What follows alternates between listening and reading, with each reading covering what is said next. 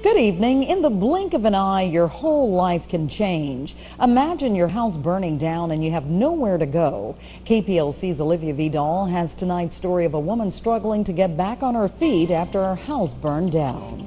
Cynthia, for some, when disaster strikes, they have nowhere to go, putting them on the edge of homelessness. Tonight, we introduce you to a local woman who is determined to get her house repaired after a fire destroyed it back in January, and the resources in our community that are here to help in these situations. Right here. In January of this year, Arlene George found her home on 910 17th Street in Lake Charles engulfed in flames. I mean, when I got here, I couldn't even believe it. When they called me, I was like, look, don't play with me.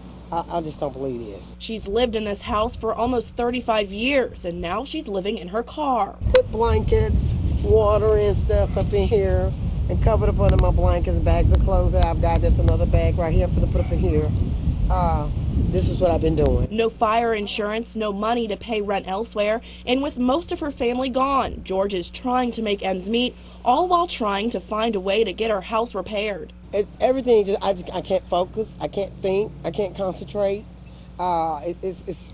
It's just so much, it messes with your mind. Thinking there's nowhere to turn for help and on the verge of being homeless. But the Lake Charles Housing Authority makes these situations a priority. In case of a fire, they would go directly to the top of the waiting list. Ben Taylor is the director of the Housing Authority. Victims of a house fire are asked to bring in their fire report along with proper identification and social security numbers in order to be qualified for assistance. We realize that a lot of times if somebody's caught in a fire, they're not going to have all of the necessary stuff because it might have been damaged in a fire.